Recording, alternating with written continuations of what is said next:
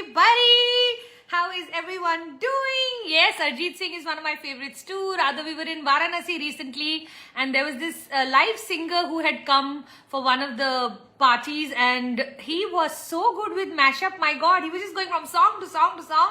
His name was Anmol. So Anmol from Banaras, big shout out to you. You were absolutely brilliant. Let's see who all are here. Hello, Rani, Namrata, Jyoti, Muskan, Dr. Aman, Magan, Neha, Ranjita, Shweta, Amrita Singh, Grow with AG Academy. Nice to see you after so long too. Raju looking gorgeous as always. Yeah, today I actually had the whole morning. I had recordings. Actually, one of my eyes is feeling a little red. I don't know what's happened, but any which ways.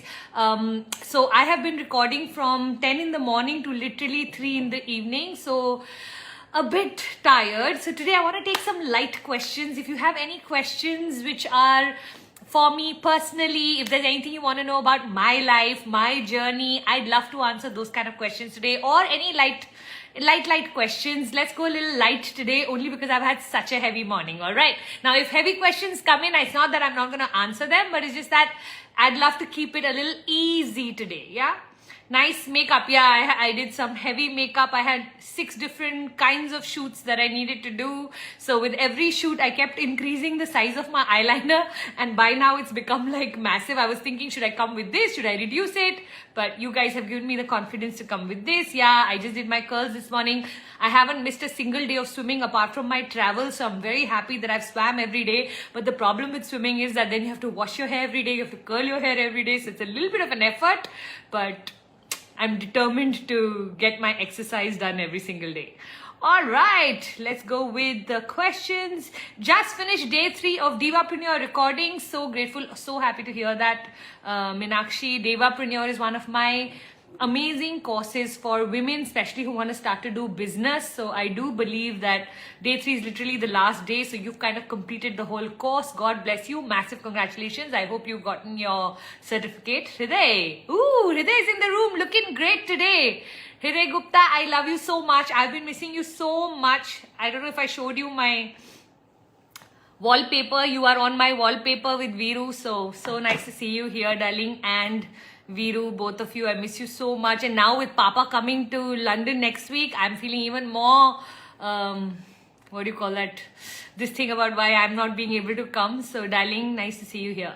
All right, who else is in the room? Saubana to every single one of you who is joining Awakening from tomorrow. So happy to have you. And those of you who've signed up for July, so excited to see you then. Yes? I am Viranchi. Ma'am, please address some basic self-grooming skills to us. All right. Yeah, that's a nice light question, so I can answer that. Self-grooming. You know what? I'm one of those people who goes to the salon once in 6 months. Normally, I go to the salon only to touch up my grays. That's what I need to go for. I do my own eyebrows, my own everything basically, because where's the time to go anywhere, right? So I believe that for self-grooming especially, you should have a basic makeup kit which should have your foundation, your blush on, your eyeliner, your lipstick. These are essential according to me. Watch about 10 videos on how to apply these things and you'll start to get the hang of it. Make sure you get your foundation color right. It's very forgiving if your color is right. No matter how you apply it, it just gives you this flawless feel that comes to your skin. I like to cover up all my dark spots, my under eyes, my any kind of, pimples or rashes that keep happening on our face thanks to this heat and mangoes and whatever else you're eating. So that's very, very important. This makeup, a small makeup kit every morning, just applying, your SPF is very, very essential. That's another thing that is so important. Can you imagine? I went to Varanasi recently and I forgot to carry my SPF, and all through the sun I have stayed without SPF. So crazy. That's completely wrong thing to do, so don't recommend it to anyone. Definitely own a hair iron. At all times, I like my hair looking presentable, and if I just wash them and leave them, they look quite, as I like to call it, jhadu-ish, which a lot of people make fun of me when I call my hair jhadu-ish. But yeah, so I like to just, simply just take this much and then just curl it either inwards or outwards. So you can do either of them. That works like magic. So that makes your hair always look set. So that's always nice. What else would I say in self-grooming? I have a drawer of malas and a drawer of earrings. And I just open both the drawers और zone सा दिल करता है उसको डाल लेती हूँ. Just by adding a mala to your outfit or some basic pair of earrings, a little bit of that accessories, it just lifts your entire outfit up. So you should know what colors suit you. Like I have warm skin tones, so all jewel tones look good on me. Ruby, emerald green, sapphire, dark brown, autumn colors, burnt orange, those colors suit me. For a lot of people who are very fair skinned, they look very nice in pastel shades. So like soft pink or soft green, sky blue, those kind of colors look really nice. Like Puneet, because he has grey hair, all the light shades of the world look good on him. So he looks really nice in, those those linen-y kind of colors, the browns and the beiges, because his gray hair kind of like complements him. So I think having an understanding of what shades suit you is again very important. Your body cut, so the way, what is the figure that you have? For some of us, we are heavy on top, light at the bottom. Some of us are pear shape, which is heavy in the bottom, lighter on top. Just knowing your figure and then making sure that you are accentuating the right parts really helps. If you have big hips, then ideally, you would want to wear things that kind of like support your big hips, which means maybe a looser top will look better, or like that you can actually just figure out. Once you know what your figure type is, just Google this figure, what kind of clothes will suit me, and then you'll start to see. Like for me, I have an hourglass figure, which means a narrow waist, so you will tend to see me accentuating my waist a lot when I wear a lot of clothes. That's why you'll see me a lot of times in dresses, because dresses look good on hourglass figures. So you have to see what looks good on you. I think these are just some basic tips. I like to experiment a lot. So I sometimes chop my hair, I sometimes do different kinds of makeup. I love smoky eyes, I love nude lips, sometimes I love red lips. So I tend to experiment a lot, but normally you should know your best look. You should know your best look, like in which makeup does your best look come out. If you don't know it, learn it. It's something worth what do you call that, investing in good makeup, investing in good skincare.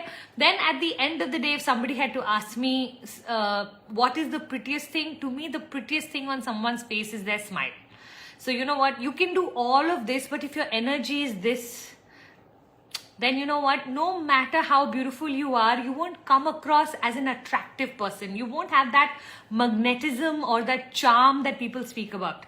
To me, charm and magnetism comes from your gait, comes from your confidence, comes from your smile, comes from the warmth in your eyes for other people. So work with your body language to really have a warmth. Like when you see people, you should genuinely be excited. What is the biggest punishment in the world? To put people in isolation, right? What is a jail? It's to put people in isolation, which means that actually isolation is one of the worst things that can happen to us. True? Now, while I want you to be surrounded by the right kind of people, I definitely want you to be surrounded by people. So when you see someone, just be happy seeing them, whether it's your children or your husband or family or friends or strangers. I feel like the more you can welcome people in, the more magnetically you will start to draw all of those people, right? So see how you can use all of this information to...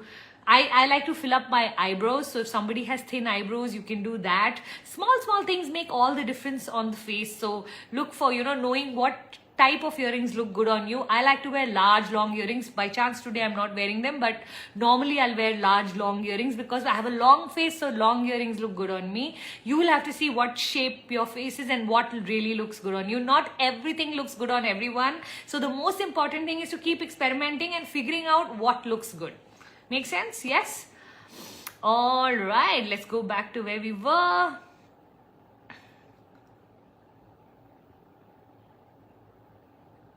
So sweet. Someone is like, come to my salon. I wish I could. Yeah.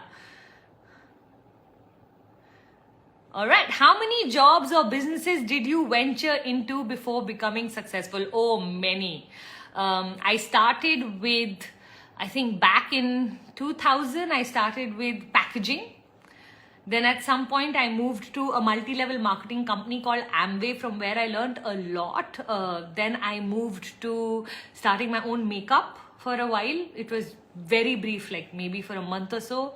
Then very soon I realized that, you know what, I need a profession that also has respect in it, not just earning money for the sake of money. So I want admiration, I want respect. So then I started to look for which professions have admiration and respect, and I think teachers, doctors, people who help people tend to get a lot more respect. So I knew that I needed to help the world to earn my money.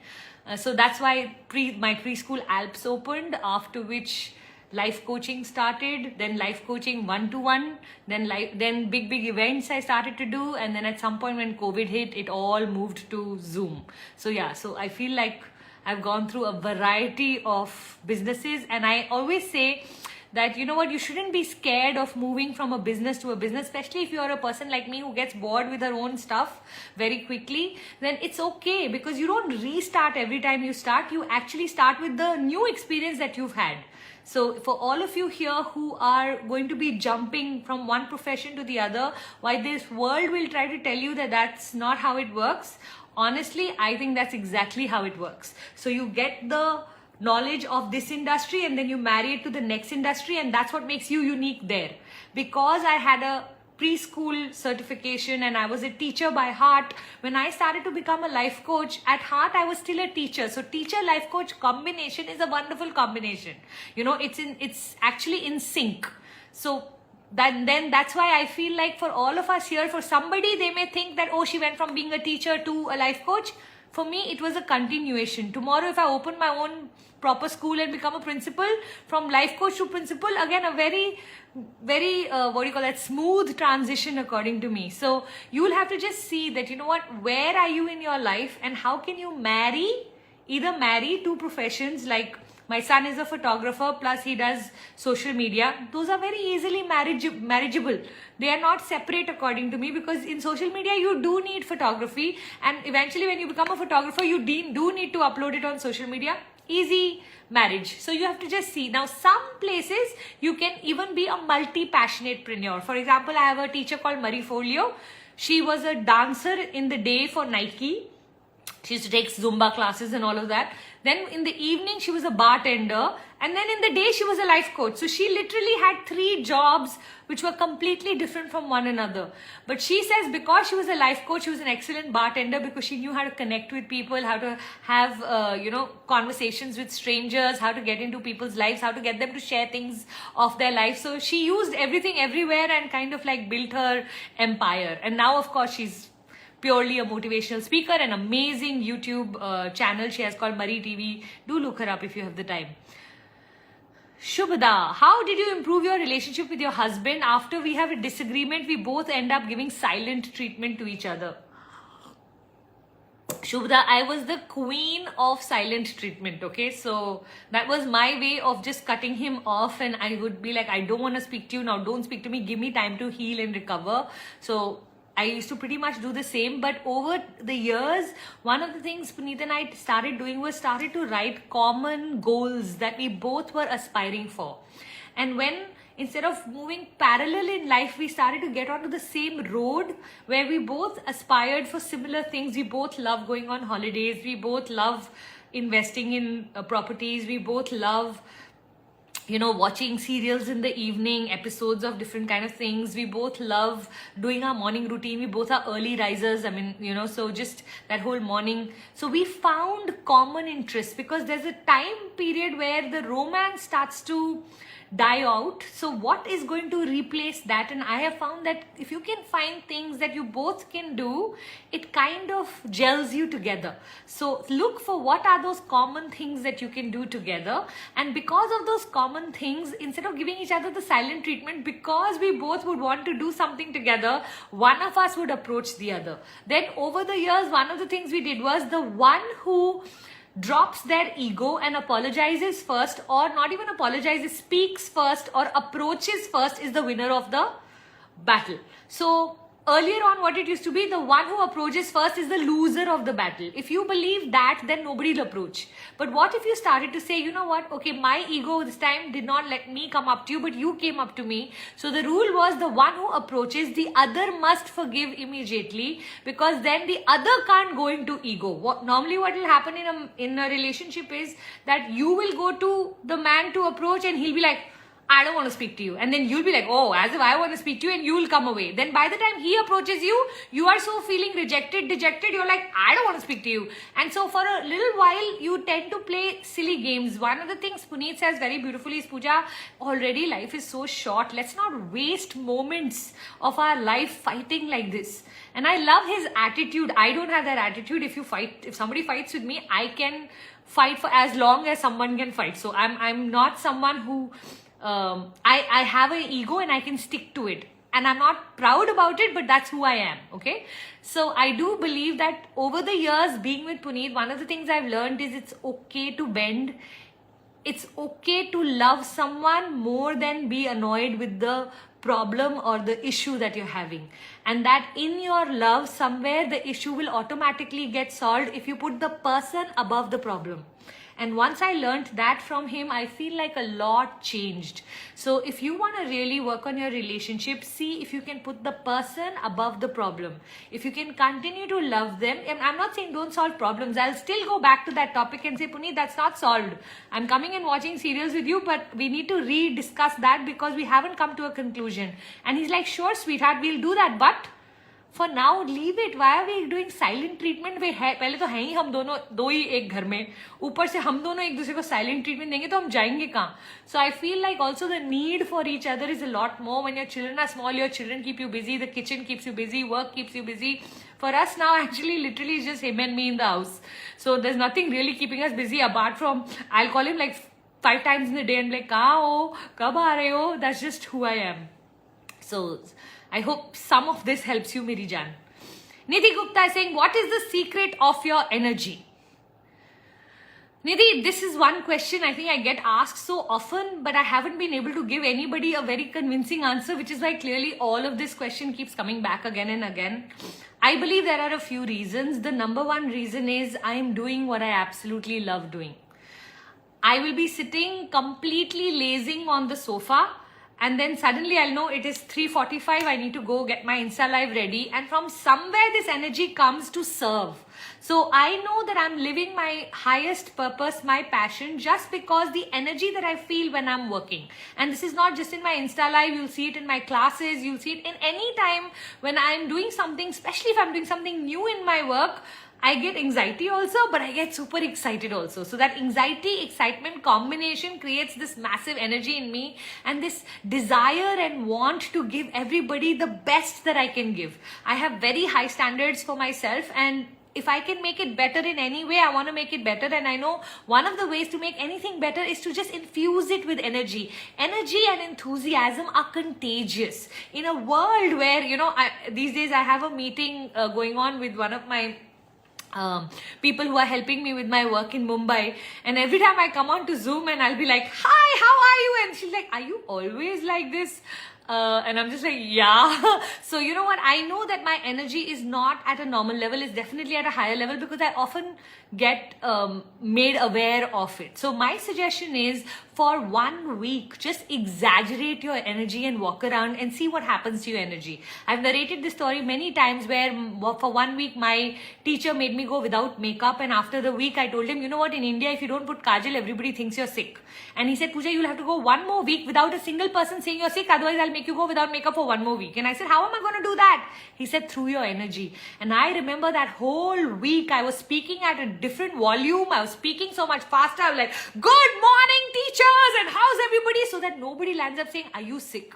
And I remember that whole week, because of that exaggerated energy that I lived in, I learned how to be that person. So I'm going to request everyone in this room, for 1 week, people should wonder कि इसको क्या हो गया, ये क्या खा रही है, ये कौन से drugs पे, ये isko problem kya hai? You know, for some time I remember especially when I go to London and be with my boys, I know that my children are the kind of people who like to in the morning first get up, have their coffee, be in their space before they connect with any human. And I will wake up with that full high energy, so they'll be like, Mom, we'll come to you. Don't worry, you know. So, and that's totally okay. See, low energy has its own disadvantages, high energy has its own disadvantages, but high energy has a manifesting power in it that low energy can never have.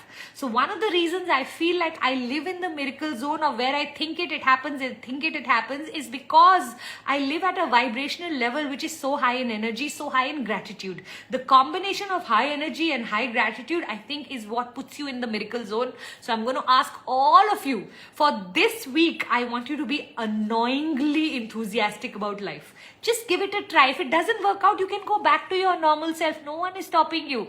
But just for 1 week, just try it out. It has nothing to do with food. It has nothing to do with exercise. It's got nothing to do with anything but just you starting to consciously choose to carry your happiness into everything that you do. You do that, you'll start to see a difference in your entire life. Yeah. Gurinder is saying, hi Puja ma'am, how to do routines when you have a fight with loved one? You know you need it the most at that time, but you don't feel like doing anything. Gurinder, be kind to yourself and give yourself a break, okay?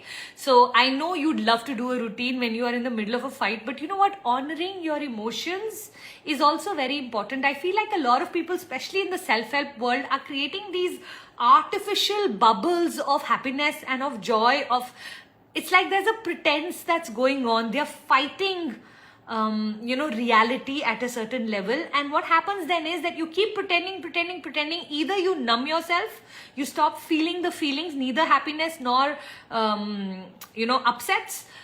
Also, another thing that can happen is that one day your bubble will burst so badly and you'll crash rather than, like just coming down slowly. So I like to honor my PMS. I like to honor my fights. I like to honor what used to take me 2 days to recover now takes me 2 hours to recover. What used to take me 2 hours to recover now takes 20 minutes to recover. But you must give yourself those 20 minutes, those 2 hours, those 2 days, because you know what? I believe in my heart that, our emotions need to be validated by us. If others can't validate it, at least you should validate it. I am feeling annoyed today. I wonder what's annoying me. Was it yesterday that when I went for the party, somebody commented on my dress or haircut and I didn't like it, but I didn't say anything? Maybe that's what's annoying me. Okay, can I let it pass? Is it okay for her to have her opinion? Yes, it's okay to have her opinion. Pooja, why is it hurting you so much? Because I myself didn't like my haircut. Okay, or I didn't like the dress I was wearing. Okay, fine. Next time I'll just wear something better. Can I let it go? Yes, I can let it go. Let it go. What have I just done? I've processed it. I did not just go, why am I annoyed? I shouldn't be annoyed. No, don't deny yourself, because there's a reality that's continuously happening. So owning the reality, honoring your emotion, and then letting it pass is a far superior way to follow your routines. You know what? You can tell yourself, I've had a fight. I'll take about 2 hours. When I become fine, I will do my routine. Today, I'm not sleeping without doing my routine, but I'm going to give it the time and then just sit and wait. I have a writer friend who doesn't make it compulsory for himself to write. What he does is he made it compulsory for himself that he can't do anything else in his writing time. So let's say his writing time is 9 to 12 in the morning. Now 9 o'clock, if nothing is coming to him, he can sit there. He can't scroll on his phone. He cannot watch TV. He cannot go speak to anybody. He just needs to sit with himself. He can look outside the window. He just needs to be with himself. How long will he sit? At some point, he'll start writing, right? The same way, for some time, just sit with that negative emotion or that irritation or that annoyance, and a time will come, it'll pass. And the minute it passes, then you go back to doing your routines and your rituals. But don't force yourself to do gratitude when you're feeling everything but gratitude. You know what I mean?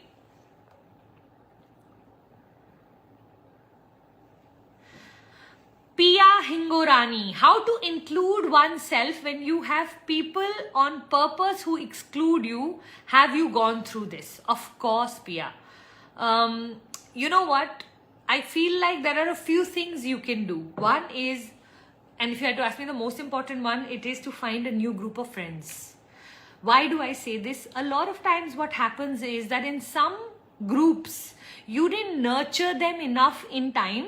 So what's happened is people have gotten closer and you haven't nurtured them, maybe because you were working, maybe because you had little children. For whatever reason, your nurturing did not happen. And so you are not adding much value to that group. So the group does not find you, useful enough to have you there. And when that happens, what I like to do is change the group. Yeah, these are not family.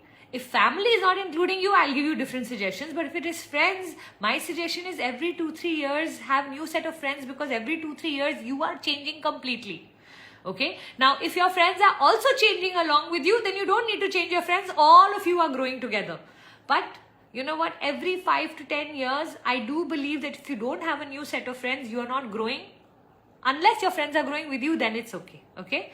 Having said that, as far as including you is, find a closer friend within that group. So let's say it's a group of 6-7 people.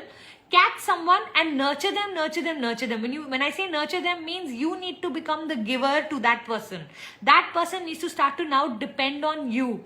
Okay, so you need to nurture them enough that you become closer than what they are to everyone else. The minute that will happen, even if you're not included, you make it her job to include you. So let's say there's a group that is planning something and I don't know anything about it. The whole group does not need to include me. Guess who needs to include me? The one who's responsible for me. So I am closest to Dash. Dash must include me. Now, if Dash doesn't include me, you can get upset with Dash. If Dash doesn't include you a second time, you need to openly ask her, what's wrong? Yeah, I always call you whenever something's happening. How come you don't call me? And if Dash is not the best friend, choose another person to nurture. Till that one person in the group should include you. Okay? So, it's group energy as a whole cannot be managed by one person.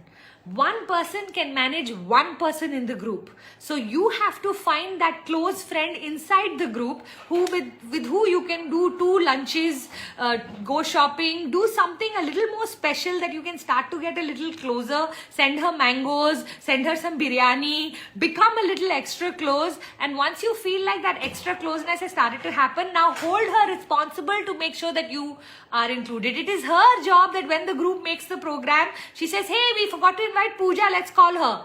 Or we forgot to invite Pia, let's call her. It's her job to do that, okay? So, that's how you normally manage group energy. The same thing you do in WhatsApp groups where you don't get a response. If nobody responds, no problem. But that friend's job is to respond to you, and your job is to always to respond to that friend. So that at least both of you have each other's back on that group, okay? When you start to understand the psychology of groups, you'll see the group psychology is actually basically the most popular person is just one-on-one closer with more people than you. It's not the whole group they are close to. It is they are close to one-on-one more people than you. You start to do that, you see how suddenly you'll see the whole group energy changing, okay?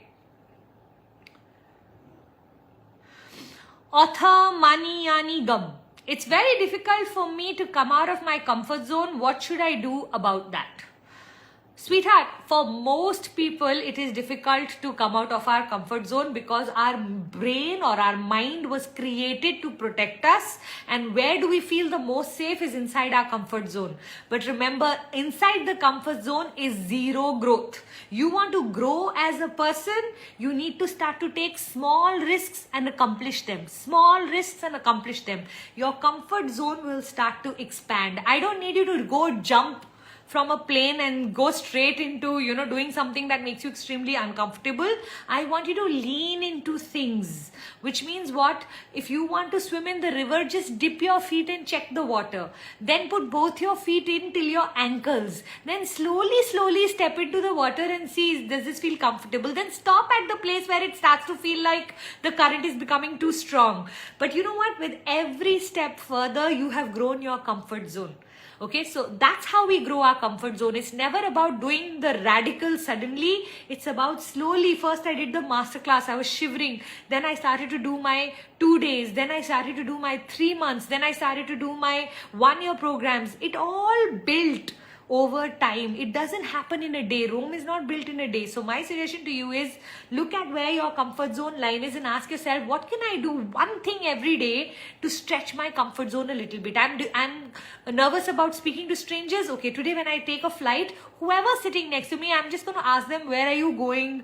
What's the purpose? I'll just have 3 questions pre-prepared and I'm just going to have that conversation with them. Okay. Or I'm someone who in my comfort zone, I'm someone who doesn't like to market herself. Today when somebody asks me, what do you do? I'll actually seriously explain to them what I actually do. Okay. I'm someone who doesn't feel so comfortable speaking in English. I'll make an extra effort to speak 2 sentences in English before I move to Hindi. It's the small risks taken, small, that accumulate and suddenly you appear to be a confident person. People, when they ask me, Puja, how are you so confident? Confident is not even a word I've ever used on myself, because honestly, I haven't ever worked with confidence. I have only worked at expanding my comfort zone. At which point did I become comfortable on stage? At which point did I become comfortable with Insta Live? I just did it even when I was not comfortable. I was so nervous in the beginning. So in life, just know this, you're never going to be comfortable to do anything new. It's always going to be hard. It's always going to feel, Ayyayo Rama Rama. But you know what? You keep saying Ayyayo Rama Rama and keep going. Suddenly you'll see that what was very difficult yesterday is actually easy the next day. Or is actually easy by the end of the month. And you'll be so surprised that new things will become difficult, but at least that will expand you as a person. Yeah? Sahakari Vinda, how to deal with possessiveness in a romantic relationship. I'll give you a few versions and then you see which one is the right answer for you. Okay, so there are a few kinds of possessiveness. One possessiveness is just pure love.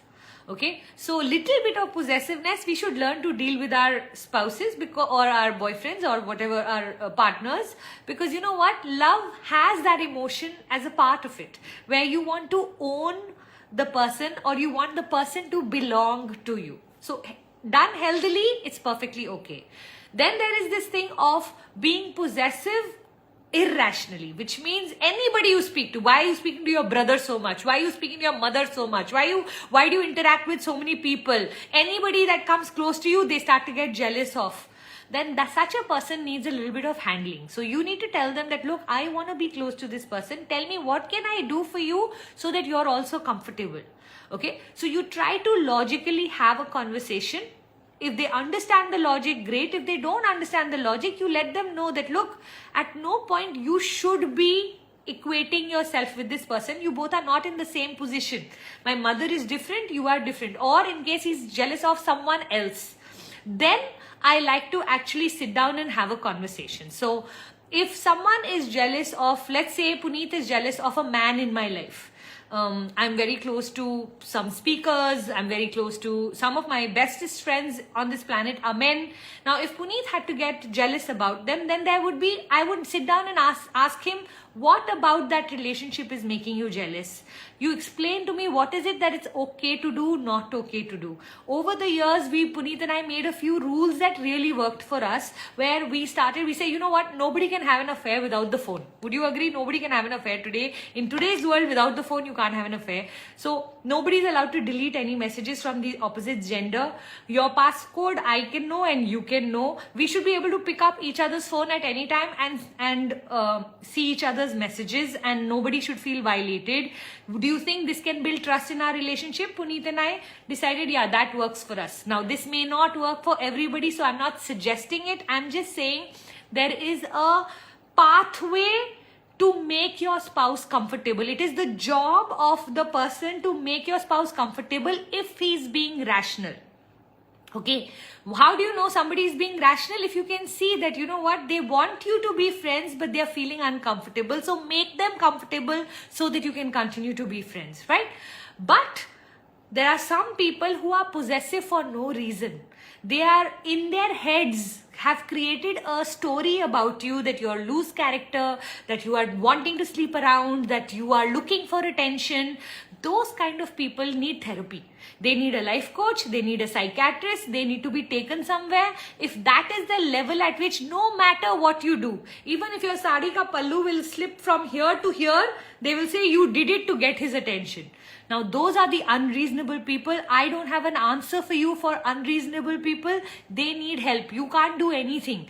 Everything that you could do with your power, you've already tried doing it and you've realized you still failed. They still in every fight accuse you of things that you know you've never done. They have labeled you and associated you with people that you didn't even ever look at. You didn't even know they were there in the party. You don't even know their name properly. Okay, so you have to be extremely careful, but I do believe that every marriage, every relationship should have a code of honor. What is okay and what is not okay. For some people, watching porn itself is cheating. For some people, going till the strip club is not considered cheating. So where in this line, especially in today's world where everything is become so open, we need to know in our relationship what's okay, what's not okay. Sitting down and having a frank communication actually helps build trust. You know, so I do believe that while these are very uncomfortable conversations to be had, when you have these kind of conversations, it actually brings you closer and it actually makes you come together in a way where the other person can blindly trust you. And you know, when that happens, it is such a wonderful feeling to feel that kind of safety and security. And I would like to give that to my spouse and I would like my spouse to give it to me. That kind of safety and security that, you know, sweetheart, you never have to worry about me. If you can give that kind of energy, that kind of vibe, that's always wonderful. But again, the other person has to be as deserving of it also. So there's a certain amount of deservability that comes in, because if you're going to be irrational, if you're going to be silly about it, then I'm not going to entertain your what do you call that,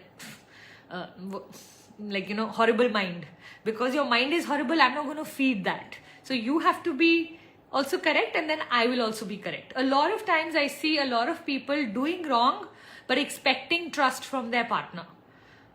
But Puja, I only did this, or Puja, I only did that. And I'm like, no, that's not only for your partner. You cannot at 3 o'clock at night be messaging someone and think that's only. You cannot go on long drives and think that it's only. You cannot just do things and think it's only because in your heart you are so naive or so innocent. No, it doesn't work like that. So I've tried to give you every angle. You'll have to see now which part works for you in your relationship. Okay? I feel such good energy from you today. Thank you, darling. How should we handle our family? Madhu's asking, especially when with partner, when forwarding with career. Madhu, I feel like our family is always concerned about them getting neglected in the process of you building your career.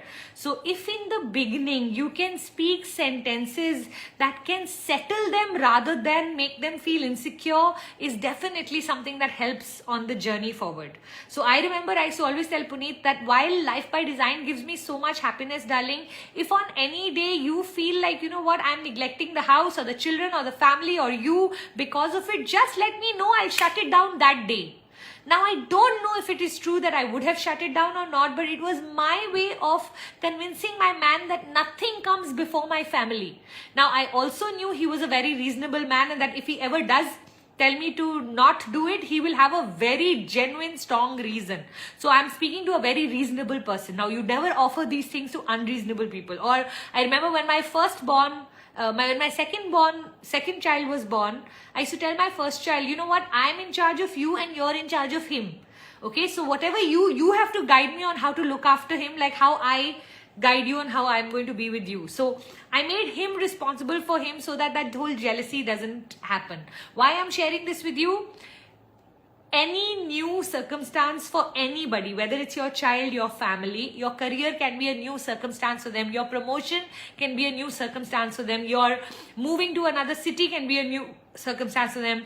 Makes people around you insecure. Makes people feel like, what if in the process now she lands up neglecting things that matter to me? If you can just give them that, क्या बोलते हैं, you know, little bit of solace, that don't worry, I'm not going anywhere. I'm going to attempt that as well as this. If at any point I'm not doing a great job, I'm giving you full permission to give me the feedback, and I'll make sure that I'm back on track. And the more such conversations you have, the more easier people around you will feel about your career. I don't even know at which point Life by Design went from a hobby to a serious business to a very, very serious full-on business, because it happened so smoothly, because I never, in the beginning, I didn't try to make it my everything. I feel like one of the things I very openly said was, everybody matters to me, and then also my business matters to me. Now, the business did not have ears to hear, so I would rather prioritize them. It's like, when we celebrate our child's first birthday, exactly who are we doing it for? Ourselves, right? Same way, when you are starting your business, make sure that you make the people around you more comfortable than the business. You keep saying my business is the most important thing, they will start to feel neglected. You keep saying you are the most important thing, do exactly what you want to do, but at least speak something that gives people that assurance, so that in the beginning you are not battling with business new things also and people also. Okay, so just see how you can use this. You'll have to adapt to this idea of how you can use it in your life to ensure that, people don't get insecure.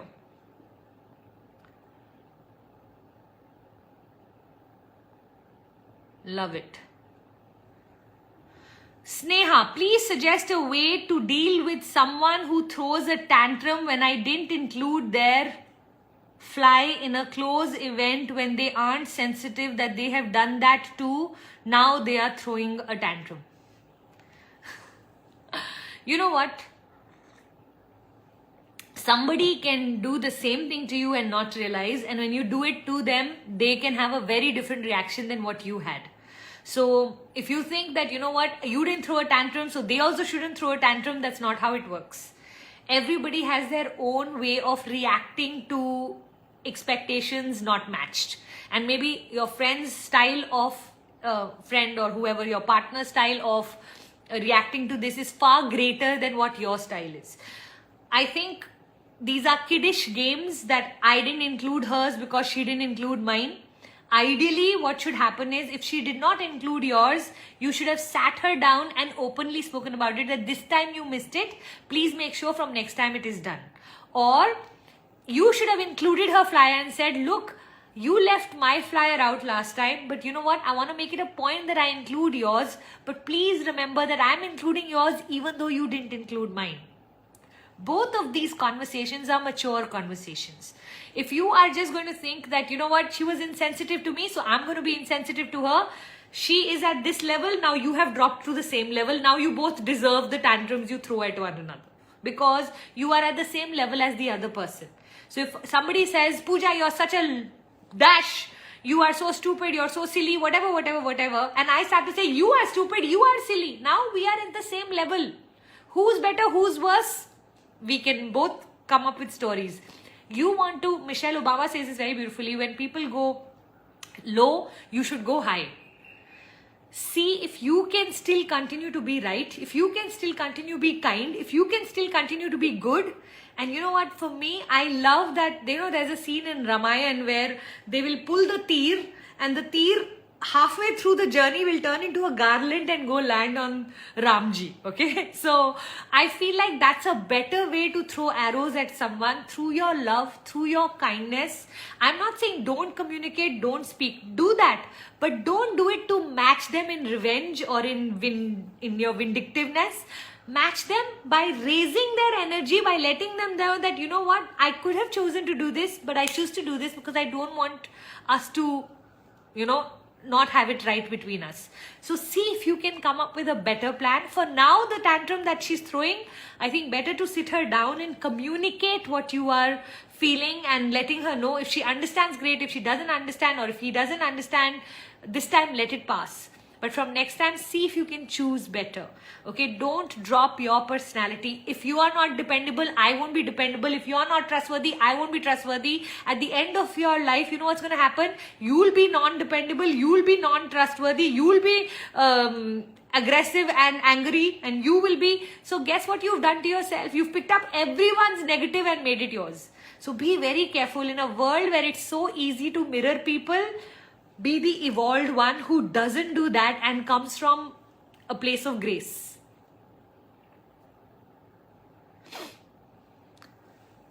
Sienna is asking, what were the religious rituals you performed in your recent trip and how do you maintain your calm always? Religious rituals, we did way too many for me to count. We were in a large group, so whatever was happening, I just went along. I am not very ritualistic. Actually, I'm not even too religious. I'm just very deeply connected with the higher power, and any form of connection I get with the higher power, I enjoy. So going to temples, churches, any kind of religious places where the energy and the vibration and that vortex of so many people coming in faith, you know, it actually cleanses your aura. It actually makes you feel lighter as a person. I love all of that. So as far as the religious rituals are concerned, the usual parikramas and pujas and, you know, with shivling especially, there is a lot of the milk pouring on the shivling that we did. A lot of fun, but not something that I personally associate with.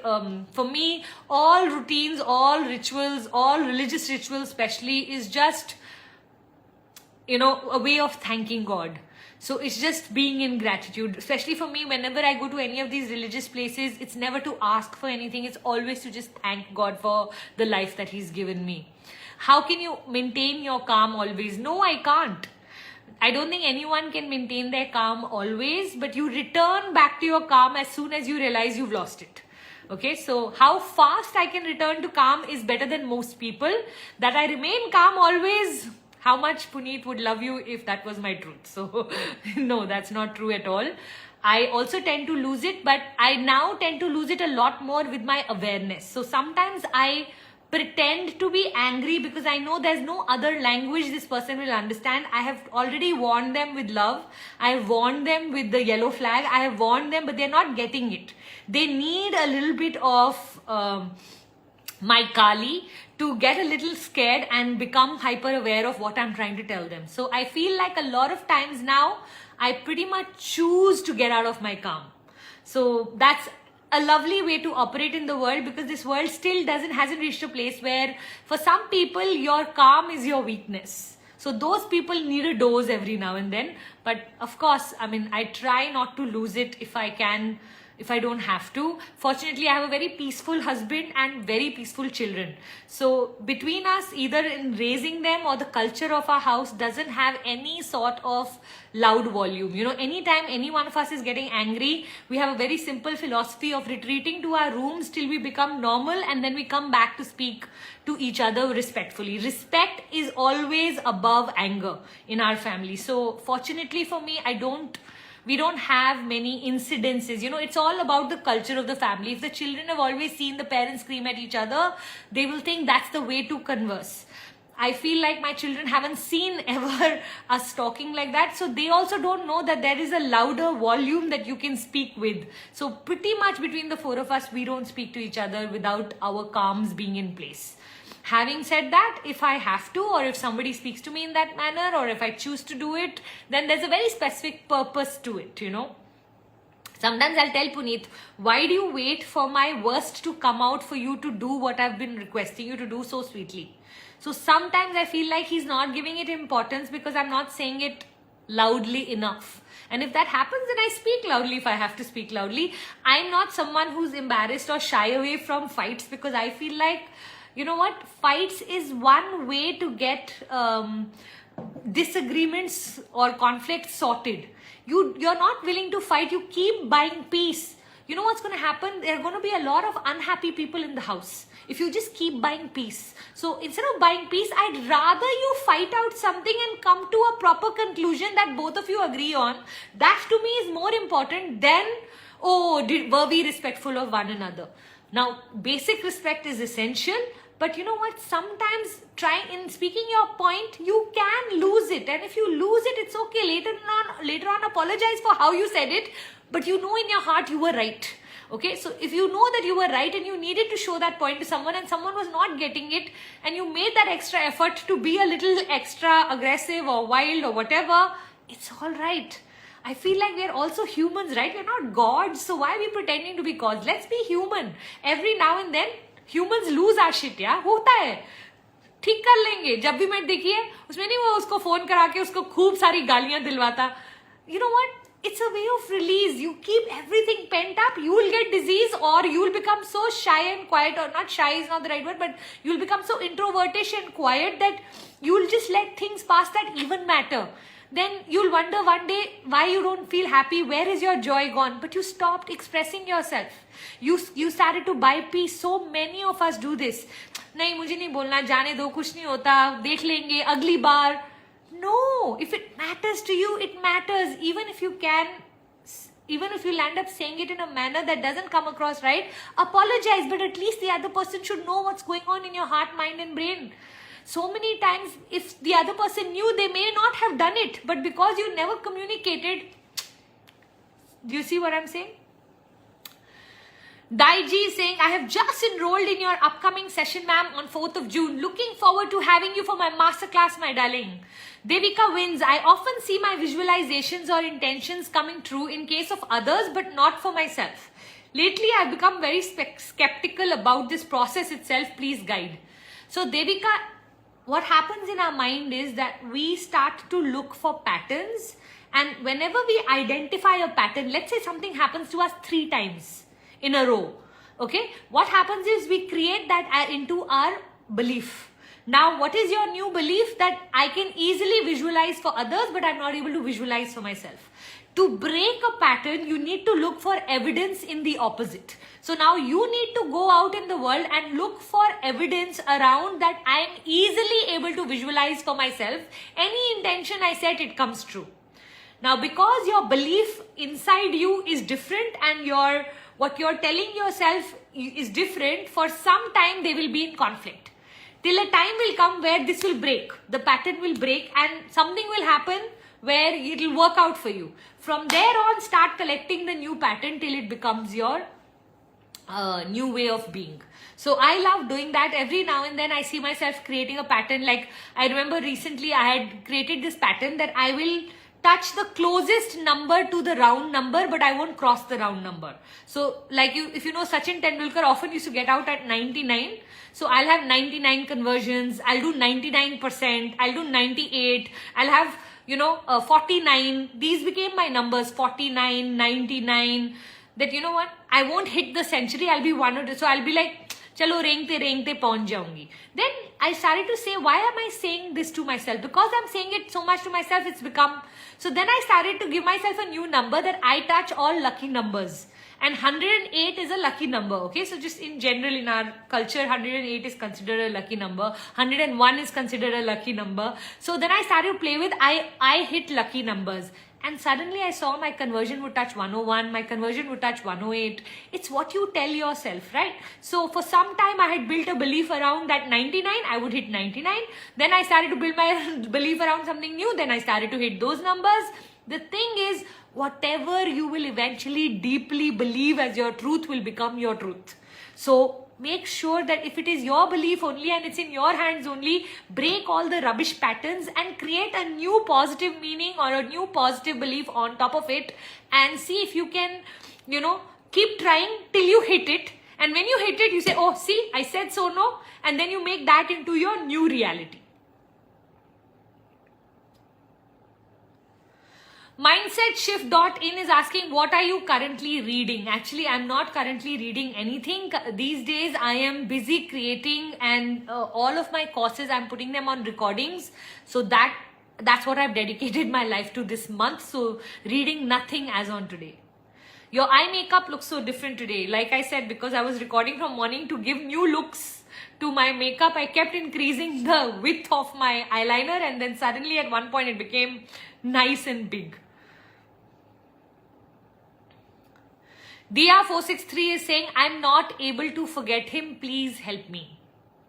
Dia, my suggestion would be stop trying to forget him. The harder you try to forget someone, the more you remember. It's like, imagine if I had to forget that anything. if I had to forget that I'd gone to Varanasi. So what should I do every day? God ji, help me forget Varanasi. God ji, help me forget Varanasi. God ji, help me forget Varanasi. God ji, help me forget Varanasi. Am I forgetting it or am I remembering it? Honestly, you cannot consciously forget anything in your life. We can never consciously forget.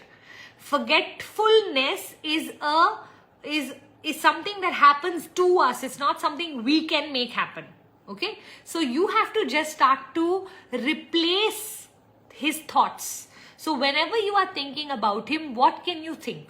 So every time if you say, I'm not able to forget him, I want you to think of what are those things that you think about and what can you replace it with? Can you replace it with a new man of your future? Can you replace it with who you'd like to attract? Can you replace it with the pain that he's given you? Can you replace it with the fact that he's moved on? Can you replace it with the new woman that he has in his life? I want you to start to make sure that if you continue to live in his memories, if he continues to live in your memories rather, and you keep having positive memories because they give you that good feeling that you had experienced while you were with him, you will not want to give up on those feelings, okay? So sometimes for us, vacuum is a very hard thing to create. You need to replace it with something. My suggestion is that start to look for who is going to come into your life now instead of him. If you can start to open the gates of love again, to start to see in the world that there are better people who will value you for who you are, if you can consider him leaving you as the deal breaker, I always say I will love you so much that nobody will love you as much. But the day you are not able to love me back the same way, then I also don't love you, because that breaks the deal. And I'd love for you to fall in love with yourself so much that, you know what, when someone doesn't value you, you can't value them for they did not value you. If that can become every woman's motto, I think how we will operate as women will change completely. How can we love someone who doesn't know how to value us? How can we? And that becomes the question. The problem with the world is that we have learned to love people even or despite them not loving us. No, them not loving us has to become the deal breaker. For that, you need to fall in love with who you are. You need to value yourself. You need to know your own deservability. You need to have high self-esteem, and all of these qualities are worked upon. We are not born with these qualities. We have to work on ourselves to fall in love with ourselves for becoming the kind of person. You have to start to, Diya, in your heart, believe that the man who's going to be with you is the luckiest man on this planet. I truly believe Puneet is one of the luckiest man on this planet, and because of that, I operate a certain way with him. And the day he doesn't value me, I hope I find someone better. He knows this is how I think, I know this is how he thinks, and that keeps us valuing one another. So I'd love for you to start to look at in your life, how can you value yourself more? How can you know this, that you know what, the day you are not going to be valued, you're going to look for someone. Because you know what, your love deserves the return. Don't just give your love away for free. Love, like money, should be held very close to your heart, and only people who deserve. You know how many things we check before giving someone money? That's why that's the same level of checks we need to do before we give someone our heart. And in case they break our heart, just the way if somebody broke our trust, we'll not give them money again, correct? Or will we keep giving them? Same way, when somebody breaks your trust, don't keep loving them. That's the end of that relationship. Now you need to find someone who can match your love. You know, at one point I remember praying that the people around me who were going through breakups were having such bad relationships that I said, Godji, these people need to experience what a good relationship feels like. Can you send someone into their life so that, you know what, they don't think this is what a relationship is. And the day they got into a relationship that was so beautiful, I remember feeling so content in my heart that, oh, thank God, now at least they'll know that, you know what, that's not how a relationship is. When a girl keeps you insecure, when a girl makes you jealous purposefully, when a girl purposely triggers you, that's not how a relationship should be. When a girl comes into your life, you should feel inspired to be the best version of yourself. And vice versa. I'm just giving the girl-boy example. I can even say the same for when a boy comes into your life, you should be inspired to be the best version of yourself. And if that's not happening, you need to reconsider who you are with. Ooh, wow, when did we touch 501? Look at me. I was supposed to go easy today, and then here I am have not even looked at the time. Awesome. Okay, I'm going to go right to the bottom to just see where we are at. Oh, so many questions. Oh God. All right. Sorry that I'm going to miss all of these beautiful questions, but there's always next week. Let me quickly announce who the winners of today are. Of the challenge. We have Shamta Thakkar and Mahalakshmi Ji. Massive congratulations. You are going to receive my book, Unlocking the Golden Cage. I hope you enjoy reading it. Thank you so much for sharing your takeaways last week. If this week you are interested in sharing my takeaways, all you need to do is take a picture, put the takeaways on it, share it in your story, and tag Puja_Puneet. So what are the 4 steps? Take a picture, put the takeaways on it. This could be 1, 2, or 3. Put it in your story and tag me in it. So very quickly, let's take a picture.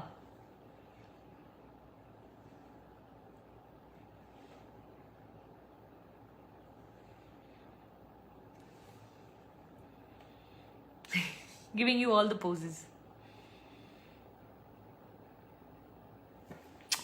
All right, thank you everyone. Actually, I found a new set of deck of cards called The Universe Has Your Back. Do you want me to do a quick message of the week? I didn't bring the book of the week, so let me at least do message of the week. Let's very quickly take out something and see what is God wanting to tell you today. This is the message for today, which says, the universe works fast when I'm having fun. The universe works fast when I'm having fun. So if you want to attract faster, to manifest faster, start bringing more fun into your life. Too many of us are taking life too seriously. When you start to take everything in life too seriously, your shoulders start to droop and your energy starts to fall. I think making everything fun, doing everything like as if it's a game, enjoying your life, bringing in that laughter and smile and fun and joy into your life is one of your responsibilities, according to me. Anything you're going to do, just ask yourself, how can I increase the quotient of fun in this? What can I do to have more fun? Can I put some nice music in the background? Can I just smile a little more? Can I look pretty for today? Can I do this? Can I do that? Do something that brings in fun. I do believe that people who have more fun manifest faster, pretty much what the universe is also saying. On that note, I'm going to run. Thank you everybody. Take care. Loads of love. Bye.